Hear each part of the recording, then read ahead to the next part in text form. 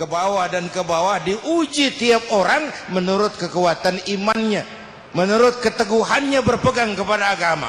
Makin tinggi iman, makin besar bisikan iblisnya. Jadi kalau kita ini iman tipisan, yang goda tuh iblis recehan aja. Ini yang begini gua senggol juga miring nih. Udah, iblisnya kecil-kecilan aja. Kadang-kadang iman naik, gua keluar dari masjid. Masya Allah, la ilaha illallah, la ilaha illallah. Naik. Kadang-kadang iman turun 3 bulan nggak ke masjid. Akan datang cobaan, akan datang ujian, menguji kehambaan kita, menguji keimanan kita. Ahasiban nas ayyatraku ayyaqulu amanna wa hum la yuftanun. Apa manusia menyangka mereka akan dibiarkan saja mengucapkan kami iman?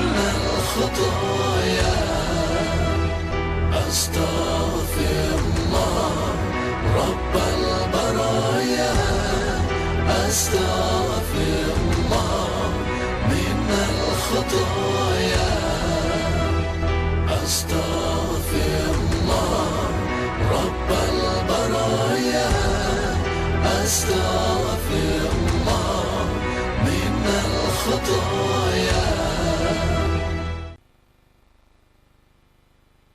Bapak, Ibu dan pemirsa TV One di seluruh tanah air,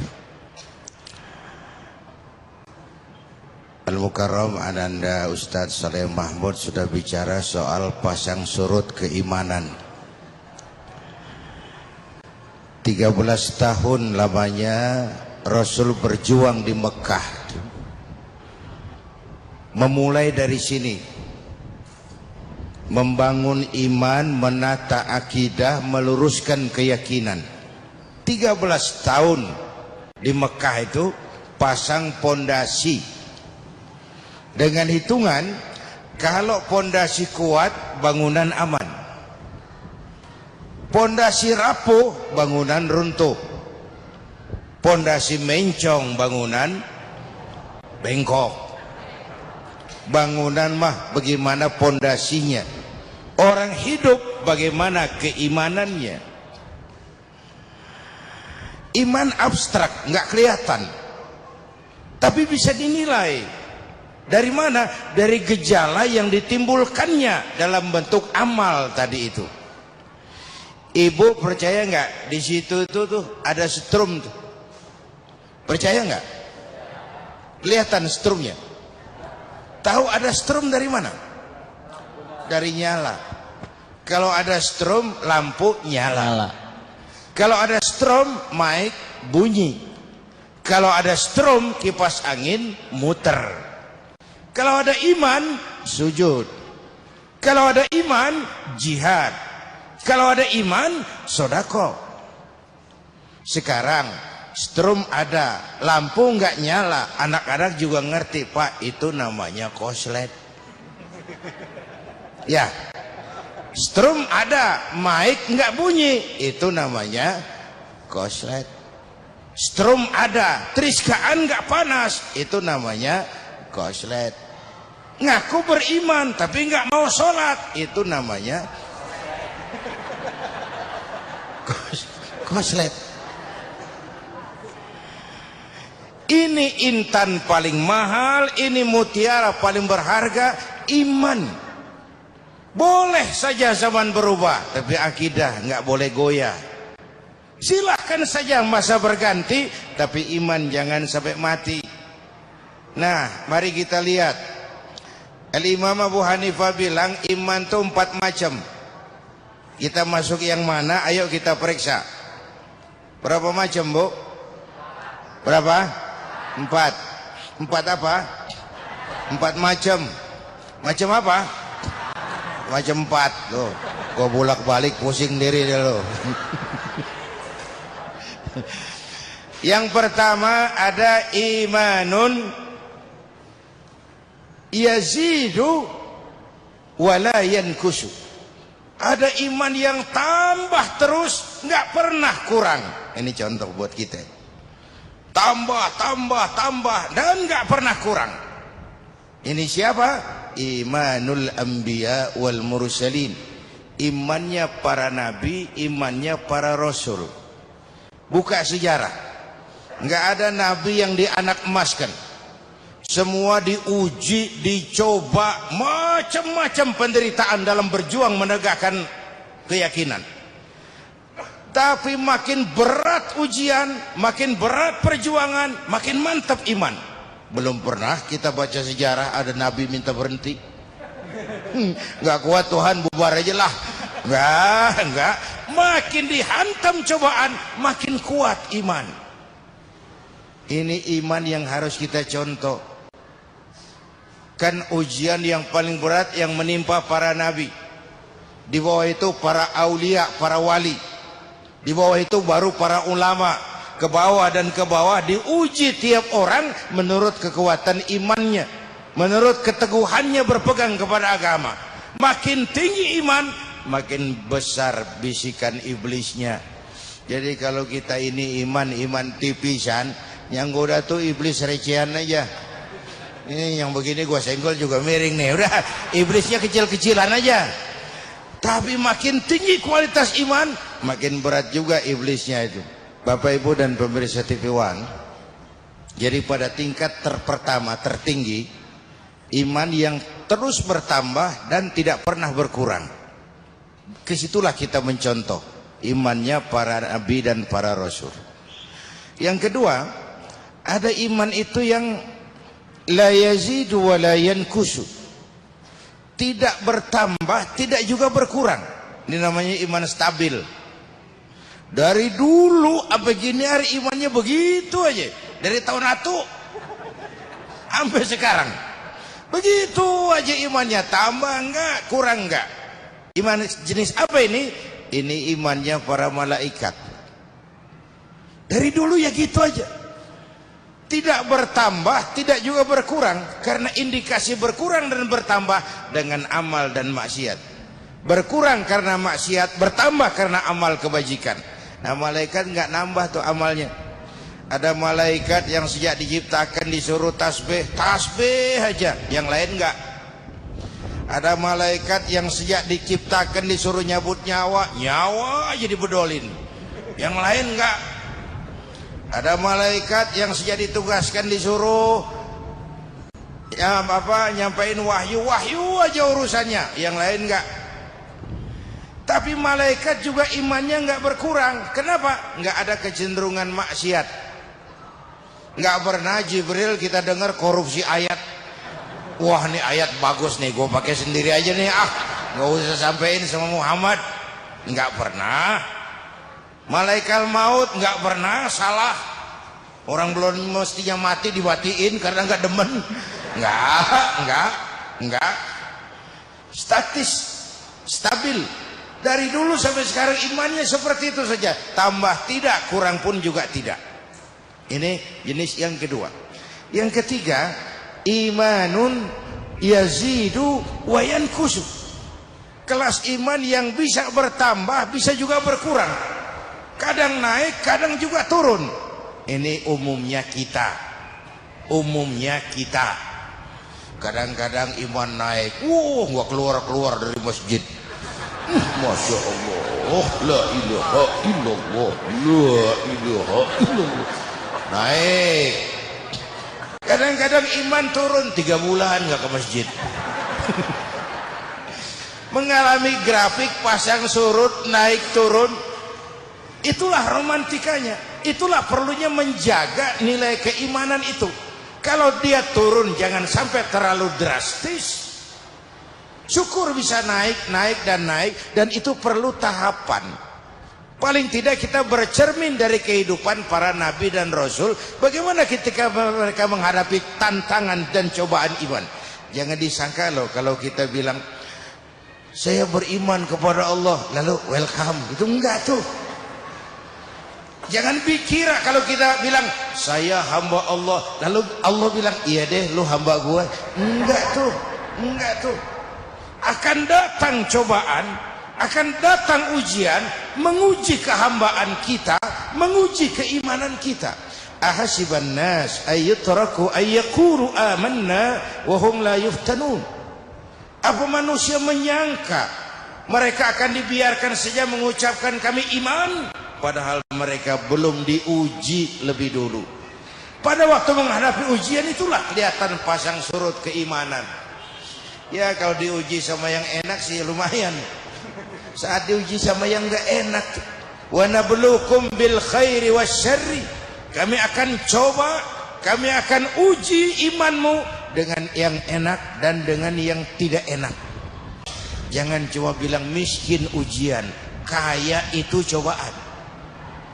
Jangan cuma bilang sakit cobaan, sehat itu ujian. Jangan bilang dipecat saja ujian, naik pangkat cobaan. Kita sering lulus diuji dengan yang enak, tapi gagal diuji dengan yang gak enak. Atau sebaliknya, lulus diuji dengan yang enak, tapi gagal diuji dengan yang gak enak. Punya duit, cobaan, banyak duit, ujian. Tapi belum pernah saya dengar orang ngomong, Ustadz, saya lagi diuji sama Allah. Kenapa Pak? Duit saya lagi banyak. Belum pernah. Kalau sudah bangkrut, kere, kismin. Kismin tuh bapaknya miskin. Baru merasa diuji. Para nabi dan para rasul sudah menghadapi itu. Dalam berjuang yang diuji berhadapan dengan anaknya, dengan bapaknya, dengan istrinya, dengan umat yang kelewat bandel, dengan segala macam fitnahan. Lulus, lolos, naik grafik keimanannya. Jadi ini klasifikasi yang ketiga. Yang keempat, ada iman yang paling jelek, imanun yankusu wala yazidu, iman yang kurang terus dan gak pernah tambah. Umumnya orang munafik itu ada iman, tapi karena imannya pura-pura, makin terkikis, makin terkikis, makin terkikis, akhirnya habis sama sekali. Astaghfirullah Rabbal baraya, astaghfirullah minal khutaya. Rasulullah memang pernah mengajarkan kita irhamu salasatan minan nas, kasihanilah 3 orang. Pertama, azizan zalla, orang terhormat yang jatuh hina. Itu kalau nggak kuat mental ambruk. Yeah. Pejabat tinggi tiba-tiba pensiun, stroke. Biasa pintu mobil dibukain orang, kacamata dibawain orang, mana-mana digondol, dikawal-kawal. Begitu pensiun kagak ada yang ngopenin. Stroke. Azizan zalla, orang mulia yang jatuh ke bawah. Yang kedua, wa ghaniyan qad iftaqara, orang kaya yang jatuh miskin. Itu kalau enggak kuat mental, itu juga depresi, itu gampang stroke juga. Biasa serba ada, kaya jatuh miskin. Kalau miskin jadi kaya paling kaget. Tapi kaya jadi jatuh miskin, ini ribet kalau enggak kuat mentalnya itu. Yang ketiga, wa faqihan yal'abu bihil juhal, orang ahli fikih tapi dipermainkan oleh orang bodoh yang punya kekuasaan. Zamannya nih, orang ngerti agama, ahli fikih tapi dipermainkan oleh orang bodoh yang sedang punya kekuasaan, mengeluarkan fatwa-fatwa pesanan untuk menyenangkan kekuasaan. Itu kasihan orang seperti itu. Bagaimana Kiai? Haram. Yang benar Kiai, haram dikit dah. Pakai dikit dah lagi. Orang bodoh yang dipermainkan, orang alim yang dipermainkan orang bodoh yang punya kekuasaan. Tapi masalah bangkit dari keterpurukan itu perlu. Kenapa? Pedomannya cuma satu. Kita percaya bahwa apapun yang terjadi pada diri kita sekarang ini, itulah yang baik menurut Allah. Yang baik itu kita terima, tapi terus berusaha mencari yang lebih baik dengan keyakinan bahwa yang terbaik belum datang. Kita percaya apapun yang terjadi pada diri kita itu yang baik, kita terima itu karena kita tahu ada yang lebih baik. Kenapa kita mau mencari yang lebih baik? Karena kita percaya yang terbaik belum muncul. Terus berarah ke arah kepada yang sesuatu yang jadi lebih terus baik. Optimis gitu ya, Kiai? Harus optimis, karena orang yang pesimis, orang yang sudah ngubur kakinya sebelah sebelum melangkah. Orang yang pesimis, orang yang sudah ngubur sebelah kakinya sebelum melangkah. Belum apa-apa udah nggak pede, susah jadi. Itu sebabnya Rasulullah mengajarkan satu doa, kita bermohon kepada Allah dari sikap lemah hati. Minal ajzi wal kasal. Lemah hati dan malas. Itu kan sikap, kalau sudah lemah hati dan malas, itu sudah kita tidak akan bisa melakukan apapun. Kalau itu sudah sumbernya. Kalau mengacu kepada konsep keagamaan, memang awal wajibin alal insan, yang pertama wajib diketahui manusia adalah mengenal Tuhannya.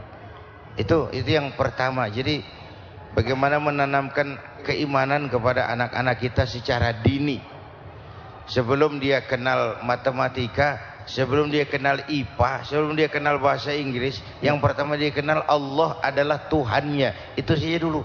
Ya. Allah adalah Tuhannya. Dari situ lalu berkembang menjadi pola dasar keimanan. Karena dalam Islam perintah Iqra tidak pisah dengan Bismi Rabbika. Ya. Bacalah tapi dengan nama Tuhanmu. Ilmu pengetahuan harus dilandasi atas dasar keimanan. Itu bahasa yang sering saya sampaikan, ibu mendingan mana? Punya anak pinter tapi kagak bener, sama punya anak bener tapi kagak pinter? Ayo, mendingan mana ya? Bu, yang mana bu? Yang paling mendingan mah punya anak biar pinter asal bener. Ya, biar pinter asal bener. Nah, supaya pinter anak sekolahin. Anak sekolahin. Gelang doang digedein lu.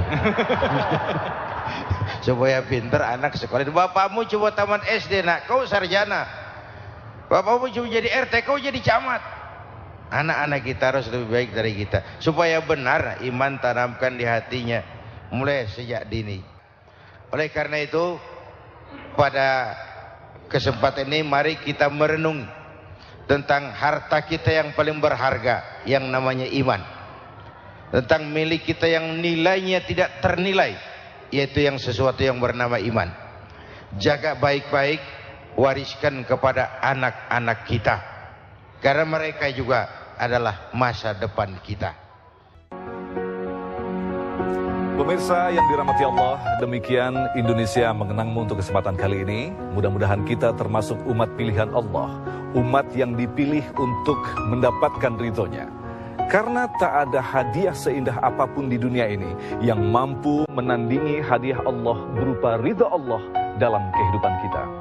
Mohon maaf atas segala kekurangan dan kesalahan. Assalamualaikum warahmatullahi wabarakatuh. Bapak Ibu dan hadirin, mari kita berdoa. Kita awali dengan Fatihah. Semoga ibadah Ramadan yang sudah kita kerjakan diterima Allah, yang masih akan kita kerjakan diberikan kekuatan zahir dan batin untuk dapat kita laksanakan dengan sebaik-baiknya. Ala hadziniyah al-Fatihah. Bismillahirrahmanirrahim. Alhamdulillah rabbil alamin. Allahumma salli wa sallim wa barik ala sayyidina Muhammadin wa ala alihi wa sahbihi ajma'in. Allahumma rabbana taqabbal minna salatana, siyamana, qiyamana, takhashu'ana wa ta'ambudana wa tammim taksirana ya arhamar rahimin. Allahumma ja'alna minas su'ada'il makbulin wa la taj'alna minal ashqiya'il mardudin. Allahumma anta تعلم ذنوبنا فاغفرها وتعلم عيوبنا فاسترها وتعلم حاجاتنا فاقضها كفى بك وليا وكفى بك نصيرا ربنا آتنا في الدنيا حسنة وفي الآخرة حسنة وقنا عذاب النار. Sama-sama kita istighfar. Astaghfirullah Rabbal baraya, astaghfirullah minal khataya, astaghfirullah Rabbal baraya, astaghfirullah الخطايا أستغفر الله رب البرايا أستغفر الله من الخطايا. صلى الله على سيدنا محمد وعلى آله وصحبه أجمعين. على ربك رب العزة عما يصفون، سلام على المرسلين والحمد لله رب العالمين. أستغفر الله رب البرايا أستغفر الله من الخطايا أستغفر الله رب البرايا أستغفر